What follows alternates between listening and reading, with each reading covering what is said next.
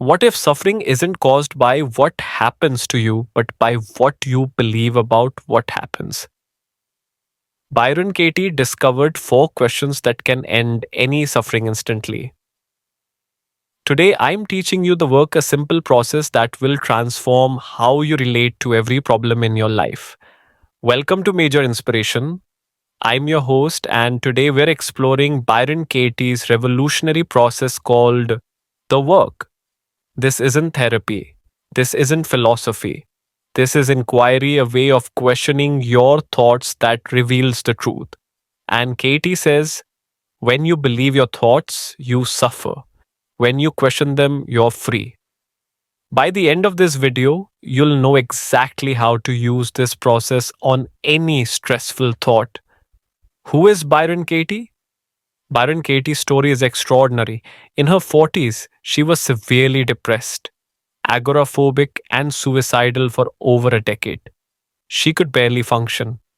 Then one morning in 1986, while in a halfway house, she had an awakening.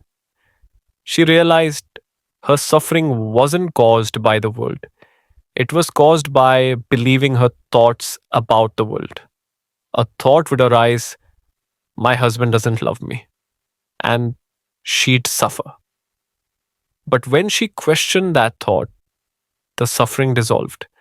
She discovered that reality is always kinder than the stories we tell about it. From that moment, she dedicated her life to teaching others how to question their thoughts. She called the process the work, and it's based on four simple questions and a turnaround. Millions of people worldwide have used it to end suffering around relationships, health, money, loss, everything. Katie says, I discovered that when I believed my thoughts, I suffered. But when I didn't believe them, I didn't suffer. And that this is true for every human being. The foundation. Your thoughts create suffering. Here's the core realization. You're not suffering because of reality. You're suffering because you're arguing with reality. Someone cuts you off in traffic. That's reality. But then you think, they shouldn't have done that. They're a terrible person. I'm disrespected. That's the story. And the story creates the suffering. Byron Katie says, when you argue with reality, you lose, but only 100% of the time. Reality is what happened. Your story is what you're telling yourself about what happened. And suffering lives in the story, not in reality. Example, my partner should be more affectionate. Is that true? Can you absolutely know it's true? What happens when you believe that thought? You resent your partner. You feel unloved. You create distance. Who would you be without that thought? You'd be present. You'd appreciate what is. You'd stop demanding and start loving. Katie's work shows you that most of your suffering is optional. It's created by insisting reality should be different than it is. The four questions of the work. So, how do you do the work? You start with a stressful thought. Then you ask four questions. Question one, is it true? Not philosophically, not theoretically. Can you absolutely know it's true? Example, he doesn't care about me. Is that true? Your mind will offer evidence, but Katie says, be still. Can you absolutely know it? Usually you can't. Question 2. Can you absolutely know that it's true? This is where honesty deepens.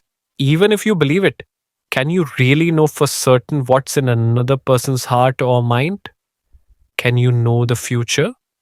Can you know what should or shouldn't be? The answer is almost always no. Question 3. How do you react when you believe that thought? What happens? Feel it.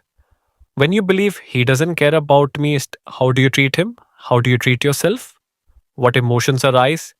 You become resentful, defensive, closed. You suffer. Question 4. Who would you be without that thought? Imagine, just for a moment, that you couldn't think that thought. How would you experience the situation? You'd be lighter, freer, present. You'd see more clearly. Katie says the thought is the problem, not the situation. The turnaround, finding the opposite truth. After the four questions comes the turnaround. You take your original thought and turn it around to its opposite. Then you find three genuine examples of how the turnaround is as true or truer. Example: original thought, he doesn't care about me. Turnaround 1, he does care about me. Find three examples. Maybe he worked late to provide.